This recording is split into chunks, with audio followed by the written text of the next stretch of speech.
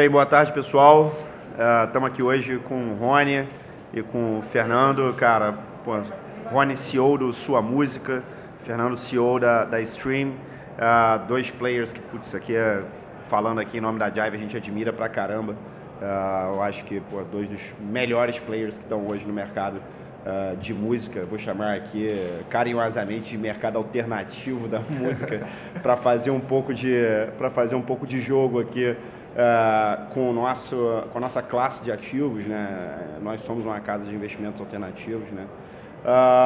Bem, acho que o bate-papo hoje aqui, pessoal, é sobre o mercado de música, arte em geral, mas especificamente sobre música. E a ideia é passar para a turma um pouco do que é esse mercado, né? Um pouco de como esse mercado evoluiu aqui no Brasil e para onde a gente está caminhando, né, cara? Então, acho que, a primeira pergunta que eu acho que para iniciar o bate-papo, queria pedir para vocês explicarem um pouco do business hoje, né? Que Sua Música toca, que a Stream toca, quais são os ângulos que vocês vêm explorando, enfim, para poder tocar essa estratégia, né, de não só democratizar, mas, enfim, criar vias alternativas para o mercado da música. Pô, fiquem à vontade aqui, não tem muito mistério. Pô, obrigado, Pedro. Obrigado pelo convite aí, né? Muito bacana a feira, o podcast. Basicamente, meu nome é Rony, eu sou CEO do Sua Música. Sua Música existe desde 2010. Ele começou como uma plataforma de streaming para artistas independentes no Nordeste. Foi criado em 2010 na Paraíba, João Pessoa. Focado em artistas independentes no Nordeste que distribuíam a música de graça, né, para ficar famoso e fazer show. Basicamente, com o Napster, né, o declínio da venda de CDs, esses artistas entenderam que a única forma de remuneração deles era o show e a música era o marketing deles. Então eles saíam na rua distribuindo CDs promocionais para ficar famoso. Ia no rádio da cidade, no bar e entregando. E o Sua Música virou alternativa para distribuir esse conteúdo online. Basicamente para ficar famoso e vender show. 3 anos atrás a gente abriu uma nova empresa que começou também a investir em artistas, distribuir eles para outras plataformas, né, como Spotify, YouTube, monetizar com direitos autorais e pagar esses artistas. Então hoje o Grupo Sua Música ele tem 2 braços, um é o braço Business to Consumer, onde a gente tem a plataforma de música e vários outros canais de redes sociais, e outro é um braço Business to Business, onde a gente distribui música, a gente tem uma distribuidora, a gente produz música, investe em artista, vende show, gerencia carreira, editora também, etc. Então a gente encontra artistas no Business to Consumer, assina com Business to Business e depois usa o Business to Consumer de novo para promover a música desse artista. Então basicamente é isso, é focado na música nordestina, mas a gente tem planos de expandir para outros gêneros, outras regiões, tanto no Brasil como na América Latina. Pô, super interessante. E na Stream, Fernando? Vamos lá. Pedrão, primeiro, obrigado pelo convite. É sempre um prazer, cara, discutir com pessoas super competentes do mercado de investimentos, que é parte da Stream, né? A gente sempre gosta de dizer que a Stream nasceu de um especialista de música e um especialista de investimentos. Então, meu nome é Fernando Gabriel, sou um dos fundadores da Stream e CEO, e tem uma terminologia que explica bem o que a Stream é. Então, a Stream é uma Music Fintech. Então, existem pouquíssimas hoje no mundo que se posicionam dessa forma. Então, o que é uma Music Fintech? Basicamente, a gente gosta de dizer que a gente é o dinheiro mais inteligente que um artista pode ter acesso. Por quê? Por que isso? Porque a gente tem um arcabouço tecnológico. Hoje a gente monitora, a gente tem uma plataforma de inteligência de dados, né? Toda a nossa operação foi construída sobre tecnologia, sobre dados. Hoje a gente monitora 1,5 milhão de artistas, mais de 150 milhões de tracks no mundo todo. E hoje a gente é capaz de não só ter um credit score do artista, entender toda a performance, o momento, entender o mercado, as tendências, sazonalidades, projeções futuras, como também a gente tem a capacidade de fazer recomendações hoje que potencializam os resultados desses artistas no mercado. E quando eu digo artistas, a gente está falando dos ativos desse artista, que são basicamente 4, né? O ativo que chamam popularmente de digital, que é o conexo ao autoral. O autoral, caso ele seja de fato um compositor, os shows e a receita de publicidade. Então a gente é capaz de fazer recomendações, tá? Que potencializam isso, e o que a Stream faz como Music Fintech é trazer um modelo de negócio que é super tradicional de mercado, que é o adiantamento desses recebíveis através de análise, né, de dados, e além de ter esse credit score e fazer o adiantamento, a gente abre um portal que potencializa todos os ganhos desses recebíveis, tanto para o artista como para nós. Pô, super interessante aqui, eu acho que no final do dia são dois modelos de negócio não necessariamente idênticos, né, mas que trazem, de novo, né, um caminho, de fato, alternativo para os artistas, né, cara? E aí, indo um pouco nessa linha, turma, como que vocês enxergam, e até traçando um pouco de paralelo, né, com o mercado internacional, acho que como acontece em vários outros mercados, né, quase que uma regra, né, muita coisa acontece primeiro lá fora e depois a gente importa, né, e tenta, obviamente, né, feitos os devidos ajustes, desenvolver por aqui. Como que vocês enxergam, né, o mercado lá fora?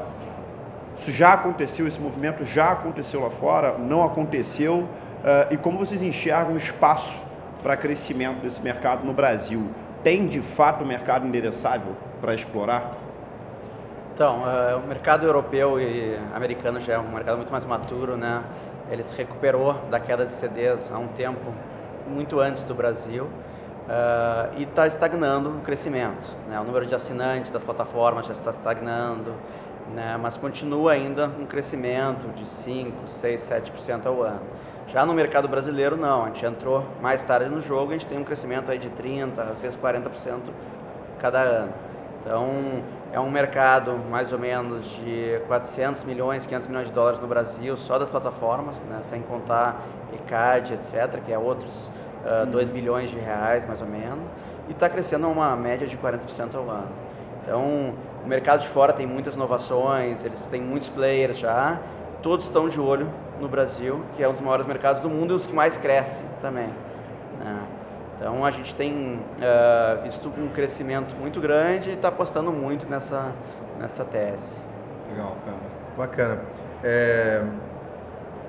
Olhando para o mercado, né, acho que internacional, né, e olhando hoje para o Brasil, assim como o Rony falou, a gente teve um pico histórico de faturamento global quando a gente fala da música gravada, que é onde basicamente a gente atua e onde a gente tem maior previsibilidade, tá? Que é a questão dos direitos conexos aos autorais, que é o popularmente chamado de digital, né? Para quem ainda não está familiarizado, né? Só para contextualizar.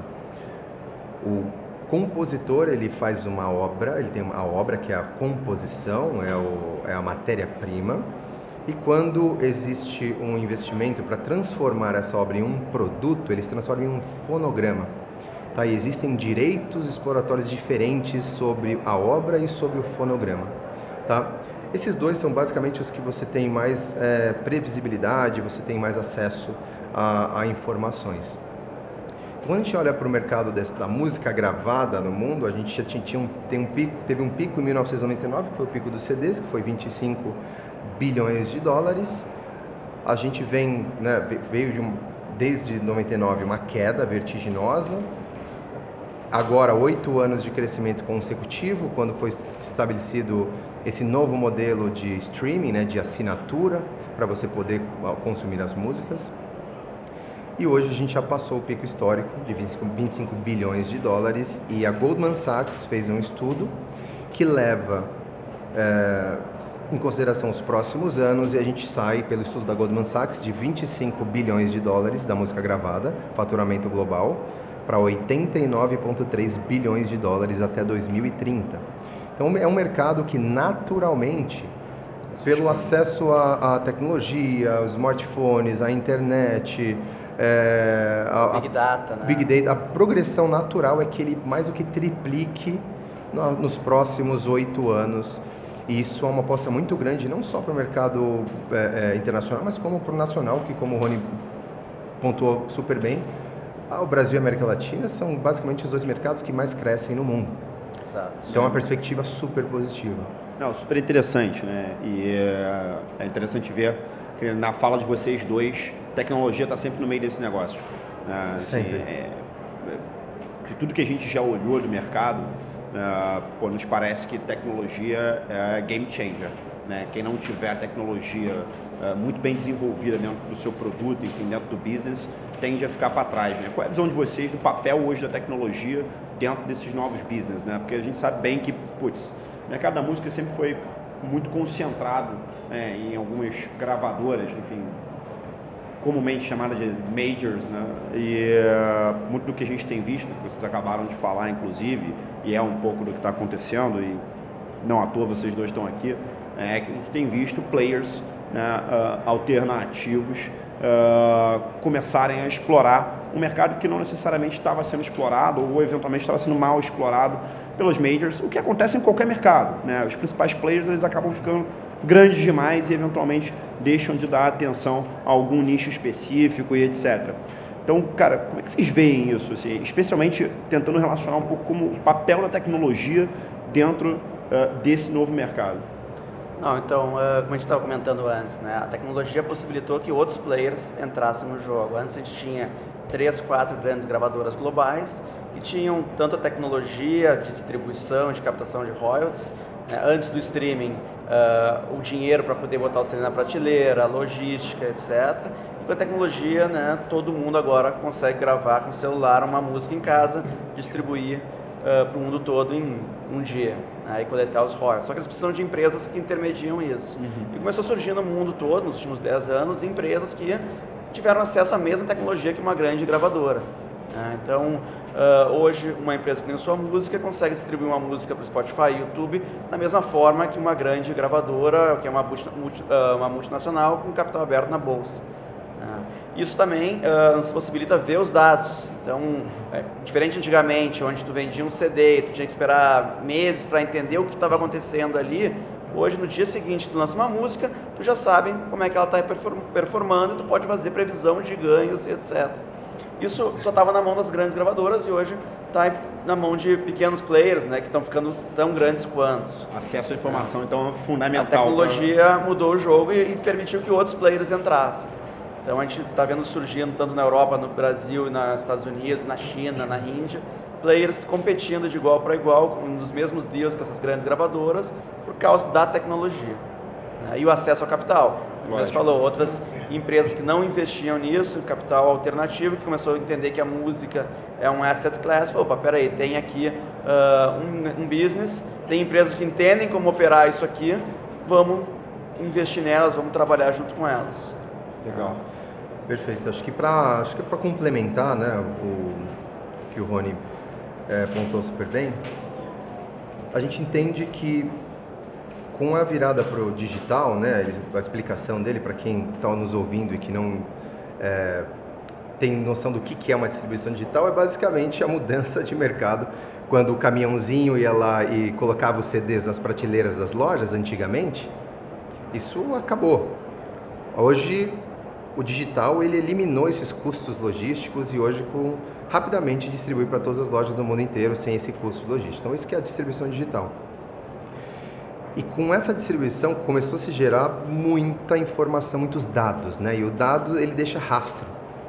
Então hoje existe um universo de dados enorme na música e eu acho que performa melhor aquele que tem a melhor interpretação desses dados, porque os dados eles estão aí disponíveis. Agora, saber usar, né, tratar esses dados para que você de fato tenha insights poderosos e tenha tomadas de decisões rápidas, estratégicas e que aumentem e melhorem a sua performance, que dê previsibilidade, aí são poucos que conseguem de fato fazer isso. Então a gente diz porque de fato a gente está dentro do mercado, acessando basicamente todos os players, treinando todos os players, entendendo as dinâmicas e construindo os nossos próprios algoritmos, entendendo essas previsões, né? Como eu disse, a gente monitora hoje 120 milhões de faixas, para você ter noção. Então quando eu falo isso, parece que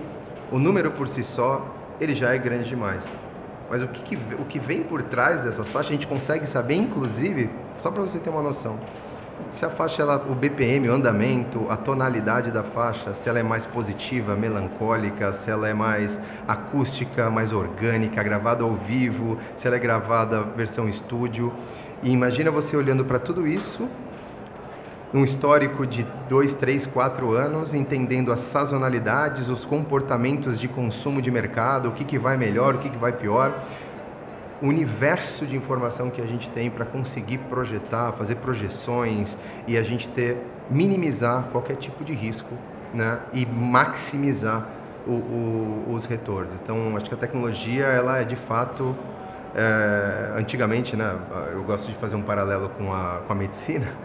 Você media, na verdade, a saúde de uma pessoa basicamente por 2 indicadores, né? Era temperatura e pressão. Hoje você coloca um smartphone no punho, ele te dá muito mais informação, salva até vida. Então, cara, tecnologia é um caminho sem volta e, de fato, quem não tiver aliado à tecnologia e preparado para isso, com certeza vai ficar para trás. Boa, cara. Não, e acho que o Rony colocou um ponto aqui que é a mais pura verdade, né?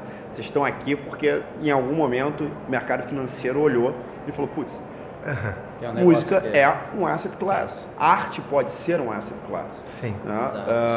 E é um asset class de nicho, né? Um negócio super interessante, que tem um comportamento não necessariamente relacionado, né? Correlacionado a indicadores como juros, enfim, tantos outros indicadores econômicos que acabam tracionando uma série de outros investimentos. Né? E quando você tem descorrelação, você tem a possibilidade de ter um ativo que performa muito bem em um ambiente muito ruim, né? Uma alta de juros enorme e você tem lá aquela classe de ativo protegendo o teu portfólio, né? Então passou a ser muito interessante. Enfim, várias casas começaram a olhar, a Jive é uma delas, né? E começaram a transformar um pouco desse ambiente, tá? E aí, o que eu queria ouvir de vocês é o seguinte: qual é a visão de vocês sobre a atratividade do mercado para os investidores? Faz sentido investir nesse negócio? De novo, tem espaço? A taxa de retorno desse tipo de investimento? Como que esse mercado tem crescido ao longo do tempo? E o que vocês veem no futuro de médio e longo prazo para o mercado? Não, perfeito. Acredito que sim, né? Como a gente conversou, é um mercado que no Brasil tem crescido muito, o número de assinantes ainda é muito pequeno, né? É um mercado também, tem 2 mercados, tem o mercado do catálogo e o mercado dos novos artistas, que é lógicas totalmente diferentes, né? O mercado do catálogo são músicas já performadas de muitos anos, que tem uma previsão de ganho clássica. O mercado dos novos artistas já é mais venture capital, seed investment, investe até encontrar o unicórnio, né? Então, depende do risco, do apetite do investidor, né? Tem aquele cara, não, eu quero o clássico ali, a música do Caetano Veloso, que não vai crescer nem baixar e vai ser eterna. Tem aquele que não, eu quero encontrar... Que é o fundo de DI, que é o DI ou que é o... então tem para todos os bolsos, sim, mas, como a gente falou, é um mercado que está crescendo muito. Nos Estados Unidos e na Europa, esses fundos de compra de catálogo já são gigantescos. No Brasil, a gente vê um movimento aqui... incipiente, né? Exato. E é um mercado que as grandes gravadoras já atuam há muito tempo, que é basicamente investir em artistas e ter esse retorno da arte, né? E, então eu particularmente acredito, né, como é que se fala, eu tenho a posição dentro, né? Lógico. Então é um mercado que sim, acreditamos muito e vamos continuar investindo, né? Legal, cara. Perfeito. A Stream, ela escolheu um dos 4 principais ativos para performar, né? Para atuar, que é o do conexo ao autoral, popularmente chamado de digital. Para quem não sabe o que é esse direito digital, é a execução dos fonogramas nas plataformas de streaming. Toda vez que alguém vai lá dar um play no Spotify, no YouTube, no YouTube Music, no Deezer, centavos de dólar repassado, né, para o artista. Aí tem uma cadeia, um fluxo que explica tudo isso, que é um pouquinho mais complexo, mas acho que o principal ponto aqui é tirar, acho que aquela primeira má impressão que o investidor tem da música. Poxa, mas música, cara, como assim? É bagunçado, é amador, né? Então, com a digitalização, existem travas bancárias, existe segurança, existe informação, dado, existe lastro. Então, a segurança de você investir hoje em um ativo como esse ativo digital é muito, muito grande. Maior do que ativos tradicionais, papéis de mercado. Muito mais seguro, muito mais previsível e que tem taxas de retorno extremamente atrativas. Então, a gente tem projeções dentro do nosso portfólio de taxas de retorno de aproximadamente 30% a 35% ao ano de taxa de retorno, com previsibilidade, com segurança, com trava bancária. E se você vai para um fundo e você separa isso em uma cota sênior, uma cota subordinada, dá mais ou menos 22%, 23% numa cota sub, 48% ao ano, desculpa, numa cota sênior, 22%, numa sub, mais ou menos 48% ao ano.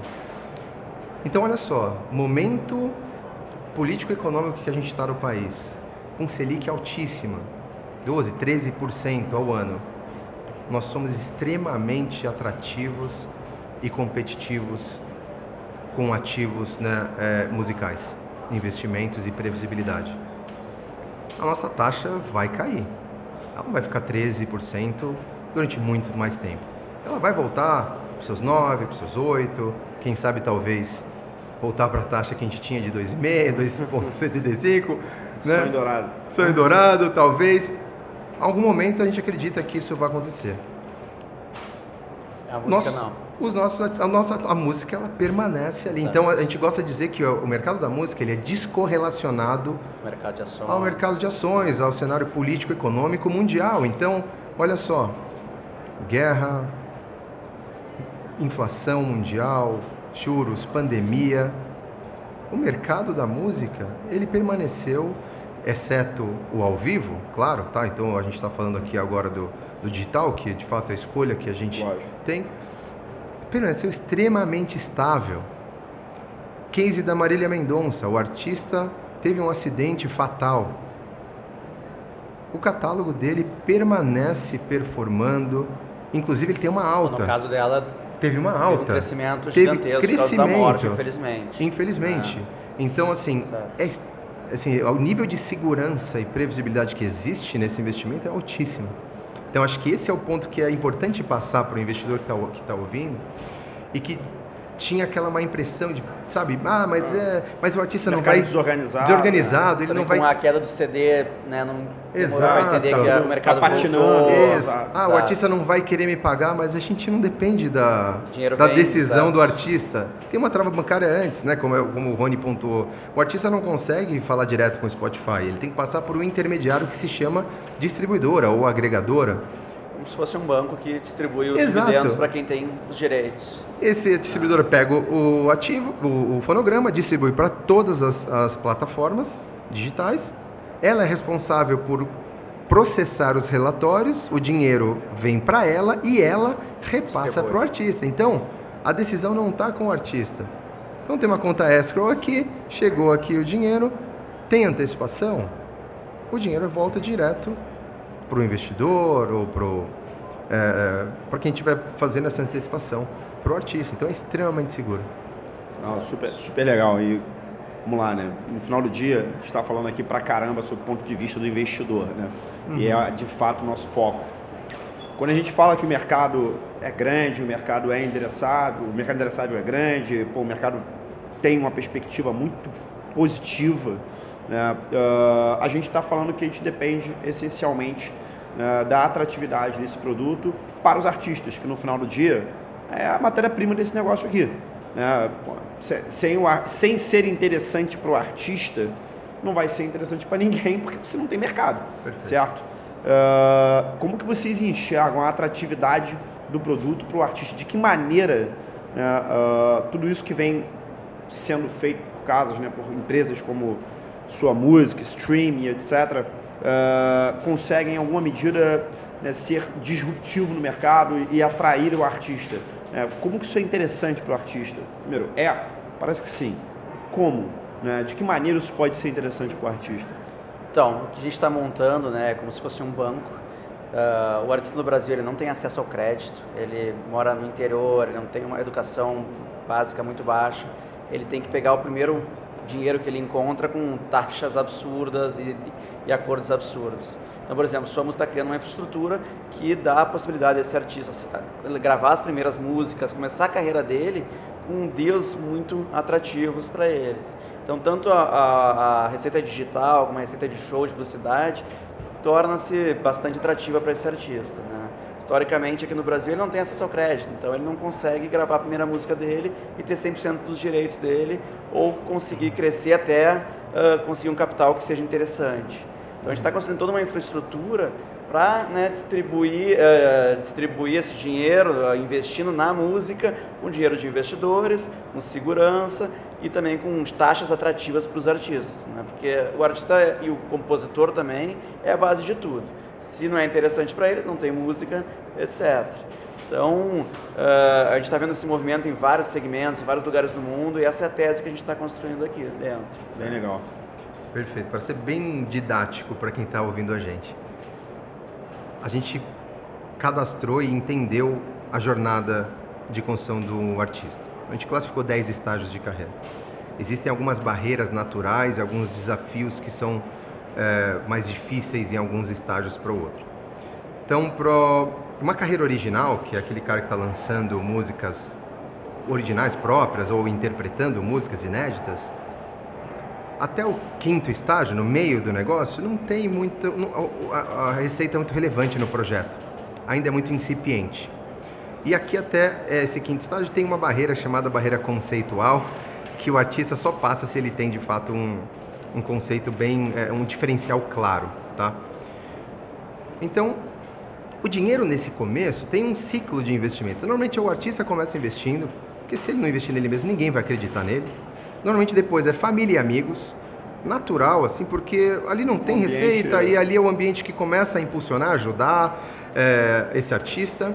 E a partir que ele entra, nesse meio, dos 5, 6 e 7, nos estágios intermediários, ele começa a já ter algum tipo de receita. Por que o artista pega uma antecipação? Por que ele antecipa os recebíveis dele? Porque quando ele recebe isso picadinho, mês a mês ou trimestre a trimestre, às vezes ele não consegue fazer muita coisa com aquele dinheiro picado. Aí você vai lá, antecipa um ano e meio para esse artista, pum, coloca. Agora com aquele dinheiro ele já consegue gravar melhor, usar para distribuir, para promover a música, fazer show, mas né, uma entrega melhor. Ele consegue investir na própria carreira e potencializar as próprias receitas. É claro que esses recebíveis ficam travados até que o investimento seja recuperado, mas a motivação do artista é essa. Eu vou antecipar para eu ter mais dinheiro, conseguir executar aqui o meu planejamento de uma forma mais estruturada, mais profissional, para ter mais chances, né, de performar bem, tá? E aí esse ciclo continua se repetindo e assim, o artista ele não consegue ir sozinho por muito tempo. Por isso que o Rony, a operação do Rony, ela é tão elementar para um artista. Um artista ele vai em um tempo sozinho. Depois ele precisa de uma equipe profissional. Não tem jeito, não tem como. A gente gosta de dizer que essa jornada da carreira não é um sprint curto, não é uma sprint de 100 metros rasos. É uma maratona.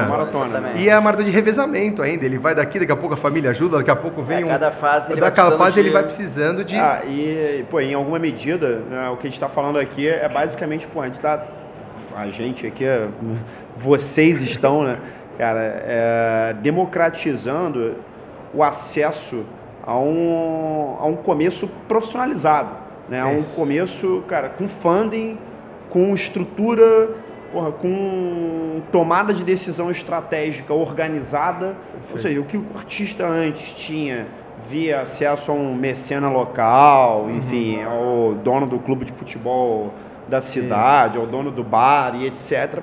Cara, organizar essa história aqui, né? Você tem funding a uma taxa razoável, você tem estrutura, você tem leitura de dados, você tem tecnologia, você tem uma equipe por trás, você consegue fazer distribuição, você consegue acessar os principais canais. Então, de fato, vocês estão dizendo aqui que, cara, isso é game changer para o mercado. É game changer para o mercado.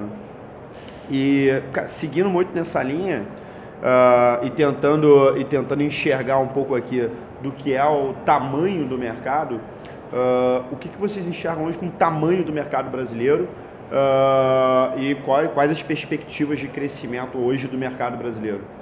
Então, se eu não me engano, o mercado ano passado foi de 400 milhões de dólares, né, do streaming. Do streaming é 2,5 bilhões de reais. Isso, e cresce numa taxa de 35% a quase 40% ao ano. Então já vamos chegar a 500 milhões esse ano, né? Aí tem o mercado autoral, que é do ECAD, que foi mais ou menos 2 bilhões de reais. Então, se tomar os dois juntos, está em volta Quase de 4, 5 bilhões de reais, né? Isso só o streaming. Tem um outro mercado de show que já é gigantesco, né? De venda de tickets, cachês, etc. Que esse dado ninguém tem. Ninguém tem, né? Porque é muito pulverizado. É muito pulverizado, é uma festinha no interior do interior, que, né, o ingresso em dinheiro, então não tem. Mas é um mercado que a gente estima que seja 90% maior do que o mercado do streaming, do digital, que facilmente se pode ver, né? Então o mercado da música, né, ele tem essa parte do digital, que é fácil de entender, e tem esse mercado do show, que é a maior receita do artista hoje, que é gigantesco no Brasil, né? E o Brasil é um país continental, a maioria das cidades não tem nem cinema, shopping center. Então o que as cidades têm é um palco, né? A diversão das cidades no Brasil é show, né? Então é um dos maiores mercados do Brasil hoje. Legal. Perfeito. Hoje a Stream monitora só no Brasil 130 mil artistas. É a plataforma que mais monitora artistas no mundo, no Brasil. A gente estima que tenha mais ou menos 300 mil artistas no mercado. E tem uma pirâmide, né? Como o Rony disse, 2,5 bilhões de reais em 2021. E a perspectiva pela Goldman Sachs é que isso triplique nos próximos 2 anos. E nós somos o que mais cresce. Então, se no mundo a expectativa é que saia de 25 bi para 89 bi, o Brasil, que é o que mais cresce... Esse número não deveria ficar abaixo dos 10 bi. Né? Isso, não deve ficar abaixo de 10 bilhões de reais. Então, internamente, é um mercado que cresce, quase quadruplica de tamanho até 2030, sem nenhum tipo de esforço. Naturalmente, é a tendência que isso orgânico que aconteça.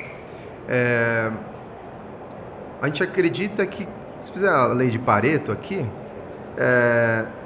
são só 600 artistas desses 300 mil, eles faturam metade desses mais ou menos 1 bi, 600 artistas são os artistas nacionais e ali internacionais que estão no Brasil hoje.